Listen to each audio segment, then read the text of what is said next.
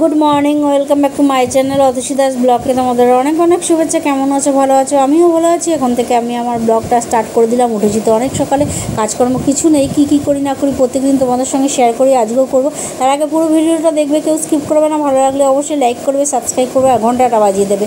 যখনই আমি নতুন নতুন ভিডিও চলো তোমাদের কাছে নোটিফিকেশান চলে যাবে, তোমরা টুক করে দেখে নেবে। চলো দেখতে থাকো, সাথে থাকো। আর সকাল সকাল দেখো এখন বেরিয়ে পড়েছি, বললে হবে না, বেরিয়েছিলাম অনেকটা আগে, এবার ফিরে আসছি। কোথায় গিয়েছিলাম বলো তো? গিয়েছিলাম মাকে নিয়ে ডাক্তারখানায়, আর পাশেই মা বসে আছে, তোমরা দেখতেই পাচ্ছ। আর মেয়েকেও একেবারে স্কুল থেকে নিয়ে বাড়ির দিকে রওনা দিয়েছি একদম। আর আজকের ওয়েদারটার কথা বলে দিই। আজকের ওয়েদারটা দেখো, সকাল সকাল আকাশের অবস্থাটা দেখো, ঝোড়ো হাওয়া বইছে আর বৃষ্টি হচ্ছে, ভালোই বৃষ্টি হয়েছে। আর আকাশের ওয়েদার দেখেই মনে হচ্ছে দেখো বৃষ্টি পড়েছে, পুরো ভেজা। আর এখন খাওয়া দাওয়ার পর একদম দুপুরে খাওয়া দাওয়ার পর রেডি হয়ে গেছি, একদম বাড়ির দিকে রওনা দেবো বলে। অনেক দিন হলো রয়েছি, এবার বাড়ির দিকে যেতে হবে। চলো। আর বাড়িতে পৌঁছেও গেলাম। বাড়িতে পৌঁছে এখনও ড্রেস টেস কিচ্ছু সারিনি, সবে ঢুকেছি। চলো একেবারে হাত মুখ ধুয়ে পুরো ফ্রেশ হয়ে একটু মুখে জল টল দিয়ে তারপর আবার তোমাদেরকে আপডেট দিই কী হয় না হয়, কারণ আগে হাত পা ধুই না, কিরবির করছে। আর দেখো আমার হাত মুখ ধোয়া হয়ে গেছে। এইবার মানে খাওয়ার দিকে যাব, কি খাওয়া আর আয়োজন হচ্ছে সেটা দেখতে হবে। রাতে কি খাওয়ার কি পেলাম না পেলাম সেটাও দেখতে হবে। এখন তো এই মুহূর্তে এসে রাতে খাওয়ার বানানো সম্ভব না, 10:30 পৌনে 11টা বাজে। এখন রান্না বসালে কখন খাবো বলো তো? তাই তোমরা আর মানে কিছু করো না। চলো এখন খাওয়ার দিকে আগে চলে যাই। আর খাওয়া দাওয়ার দিয়ে নিয়ে দেখো বসে পড়েছি। খাওয়ার দাওয়ার এখানে কি আছে বলে দিই। হাতে করা রুটি আছে, আর মাংস আছে, ঘুগনি আছে, চিলি চিকেন আছে। এটাই আজকে আমাদের রাত্রে ডিনার। চলো সেরে নিই। বেশ ভালো ডিনার, কিন্তু আমার একদম পছন্দ মাংস। এই কিছুক্ষণ আগে রাতের খাওয়া দাওয়া শেষ করে ওদিকে সমস্ত কাজকর্ম সেরে চলে এলাম তোমাদের সঙ্গে কথা বলতে। আজকে রাত্রে কী খেলাম না খেলাম যতটা পারলাম তোমাদের সঙ্গে শেয়ার করলাম। তাও একবার বলে দিই আজকে রাত্রে কী ছিল। আজকে রাত্রে সমস্তটাই কেনা খাবার ছিল, সুতরাং তাও বলে দিই। রুটি ছিল, আর ছিল ঘুগনি ছিল, আর ছিল মাংস, চিলি চিকেন, এগুলো ছিল। এই ছিল, কিন্তু আমি চিলি চিকেন এগুলো কিছু খাইনি। রুটি ঘুগনি ওটাই খেয়েছি, মাংসটাও নিয়েছিলাম, ভালো লাগলো না বলে দিয়ে দিয়েছি। যাই হোক, এই ছিল রাতের খাবার। আর সকাল থেকে কী খেয়েছি না খেয়েছি তোমাদের সঙ্গে শেয়ার করতে পারিনি এই কারণে। কারণটা হলো খুব সকাল থেকে খুবই ব্যস্ত ছিলাম। সকাল থেকে ব্যস্ত মানে মাকে নিয়ে ব্যস্ত ছিলাম। মার শরীরটা খুবই প্রচণ্ড খারাপ, প্রচণ্ড পরিমাণে খারাপ। কিচ্ছু খাচ্ছে না, কয়েকদিন ধরে কিচ্ছু খাচ্ছে না, খালি লিকুইড মানে জল, ঠান্ডা জল হলে ভালো, ঠান্ডা জল খাচ্ছে। আর একটু ওআরএসের জল এইসব খাচ্ছে। মানে যদি একটু মুড়ি ভেজা জল খাওয়াই, ওই মুড়ি ভেজা জল খাওয়ালাম, ব্যাস বমি করে দিল। অন্য কিছু ভাত খেলো তো বমি করে দিল। সুতরাং এই আর কিছু বলার নেই, সেই নিয়ে ব্যস্ত ছিলাম। সেদিনকে ডাক্তার দেখিয়ে নিয়েছিলাম। তা ডাক্তার দেখিয়ে ডাক্তার দেখাতে গেছিলাম, তখন দিব্যি সুস্থ ছিল, তোমরা দেখেছো।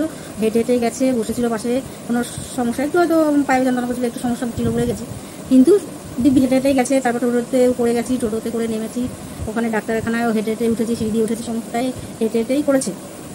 কিন্তু তারপরে এক পাও নাড়াতে পারছে না। এখান থেকে এইটুকুনি মানে খাট থেকে নিচে পর্যন্ত পাটা নামাতে পারছে না, এরকম। খাটের মধ্যে বসে এক জায়গা থেকে আরেক জায়গায় একটু ঘুরতে পারছে না, এরকম হয়ে যাচ্ছে। কেন হঠাৎ করে এরকম হয়ে গেল বুঝতে পারলাম না। যাই হোক, পাটা খুবই ব্যথা, হাত পা খুবই ব্যথা, হাত পা নিয়ে মানে উইক হয়ে যাচ্ছে। আর কদিন খাইনি, সেই কারণে আরও উইক হয়ে গেছে। খেতে চাইছে না, কিচ্ছু খেতে চাইছে না, যা খাচ্ছে সেটা মনে করে দিচ্ছে। তাই ওই ডাক্তারের ওষুধ খেয়ে আরও বেশি করে ওরকম হলো আমাদের, তাই মনে হচ্ছে। কারণ আগে যখন নিয়ে গেছিলাম তখন তো দিদি ভাত সমস্ত কিছু খাচ্ছি।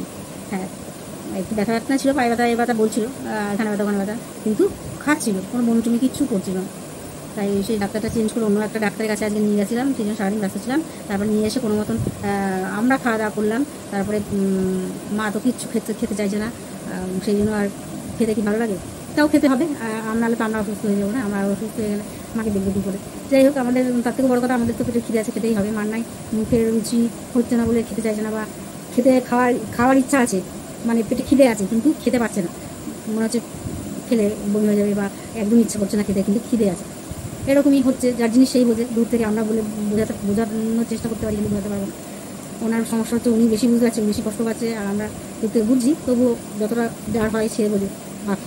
আশেপাশে ততটা বোঝানোর চেষ্টা হলেও কতটা বুঝতে পারে না, যার জিনিস সেই বোঝে। এই ব্যাপার।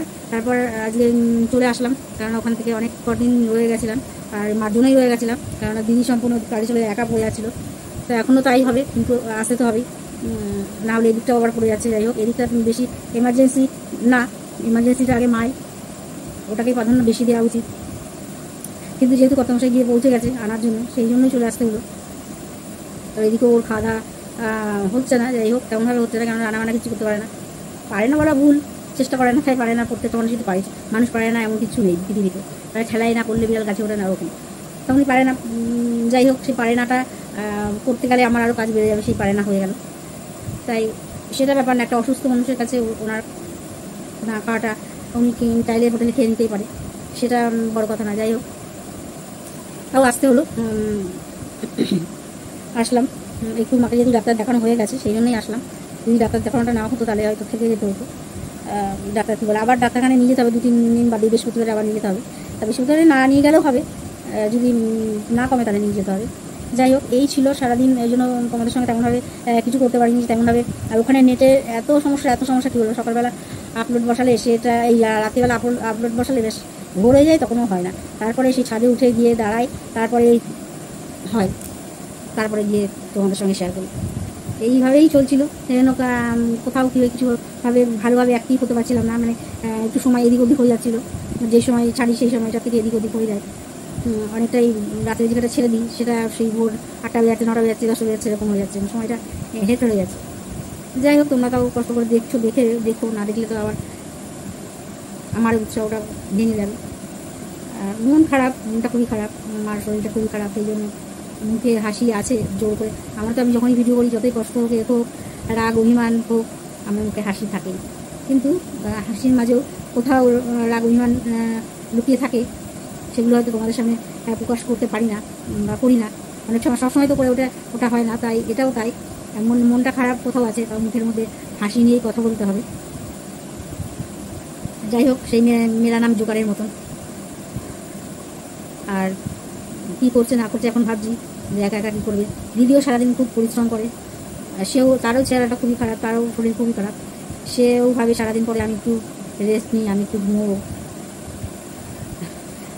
তার মানে দিদির ওপর একটু বেশি প্রেশার হয়ে যাবে। কেন আমি ছিলাম একটু হেল্প, কিছুই না, সমস্ত কিছু আমাকে এত কখনো এখন কাজ করতে হতো না। খালি খাওয়া দাওয়া ঘুমাও, আর দিদি কোথাও ঘুরতে যাইনি এতদিন, ছিলাম কোথাও বেরোনো হয়ে ওঠেনি।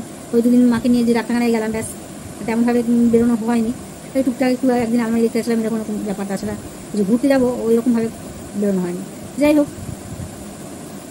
এই হলো ব্যাপার।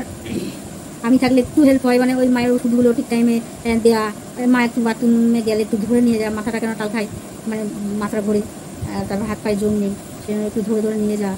এখন তো অনেকটাই মানে শরীরের অবস্থা খুবই খারাপ, জানি না কী সমস্যা হচ্ছে কী না হচ্ছে।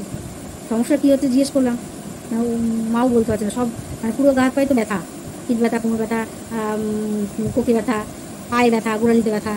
মানে ব্যথা মানে কি, হাত পাগুলো অবশ্য হয়ে যাচ্ছে, মানে হাত পায়ে জোর পাচ্ছে না। যে মানুষ একটা দাঁড়াবে সেই জোরটাই তো হাত পায়ে নেই। তারপরে একটু দেখে মনে হয় একটু ফ্যাকাশে একটু সাদা হয়ে যাচ্ছে। রক্ত আছে কিনা সেটাও দেখতে হবে।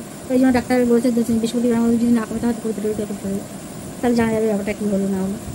এই হলো, তোমাদের সঙ্গে শেয়ার করলাম। আমার শরীরটা খুবই খারাপ, তোমরা একটু প্রার্থনা করে যাতে তাড়াতাড়ি করে ভালো হয়ে যায়, সুস্থ হয়ে যায়। যে মানুষ জন্মনে এত অসুস্থ হয়েছিল সেরিব্রালে যখন এটা করে মায়ের, তারপরেও ওই অবস্থা নিয়েই হাঁটাচলা, ওই অবস্থা নিয়েই কাজকর্ম টুকটাক করে করছিল, সবই মোটামুটি করছিল, খুব তাড়াতাড়ি ভালো হয়ে গেছিলো।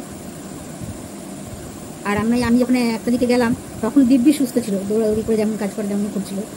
হঠাৎ করে এই 2-3 মানে এই কয়েকদিনের মধ্যেই কী থেকে কী হয়ে গেল বুঝতে পারলাম না। যাই হোক, আর আমি যেদিনকে ডাক্তারখানায় নিয়ে গেলাম সেদিনকেও ভালো মানুষ, খাওয়া দাওয়া করছে, সে খাওয়া দাওয়া বন্ধ করে দিলে তেমন না, খেয়েছে, হয়তো অল্প একটু খাচ্ছে কিন্তু খেয়েছে, কোনো বমি টমি কিচ্ছু না, সুস্থ মানুষ। আমার সাথে গেল হেঁটে আমাদের ওই মোড় পর্যন্ত, লাইনের পর পর্যন্ত। তারপর ওখান থেকে টোটোতে করে ডাক্তারখানায় গেলাম, ডাক্তারখানায় ওখানে নেমে দাঁড়ালাম কোন ডাক্তারখানায় সেটা দেখলাম, একাই দাঁড়িয়েছিল। হেঁটে সিঁড়ি দিয়ে উঠে ডাক্তারের ঘরে গেল, সমস্তটাই ঠিক আছে। বসেছে হয়তো এদিক ওদিক করেছে যে আমার একভাবে বুঝতে পারছি না, ব্যথা করছে প্রায় এসে ব্যথা করছে বলে গেছি। কিন্তু এরকম একদম বিছানায় পড়ে যাবে বুঝতে পারিনি কেন হঠাৎ হলো। ওষুধের জন্য হচ্ছে না কি হচ্ছে সেটাই বোঝা যাবে বৃহস্পতিবারে, যে কী কারণে এরকম হচ্ছে। আর কিছু খাচ্ছে না তো, পেটের মধ্যে আরও গ্যাস হয়ে যাচ্ছে মনে হচ্ছে, গ্যাস হয়ে যাচ্ছে। আর খালি পেটে থাকলেই তো গ্যাসটা হবে না, পেটের মধ্যে গ্যাস হয়ে যাচ্ছে। না খেলে তো পটিও হবে না, মানে টয়লেট পটি কিছুই হবে না। এখন কিছু খাচ্ছে না বলে বাধ্য হয়ে ওআরএসের জল খাওয়ানো হচ্ছে, যাক ওটা তাও স্যালাইনের কাজ করবে। স্যালাইনের কাজ করলে তো হবে না, ওষুধগুলো তো খেতে হবে, ওষুধগুলো তো দিতে হবে, শুধু জল খেলে খেয়ে তো আর ওষুধ খেতে পারবে না। আর বেশি কথা বলবো না, কারণ মনটা আজকে খুব খারাপ। চলো আর বেশি বড় করবো না, আর ভালো লাগছে না, জার্নি করে এসেছি, আর মনটা সত্যি খুব খারাপ। আজকের মতন ব্লগটা এখানে শেষ করি, চলো গুড নাইট।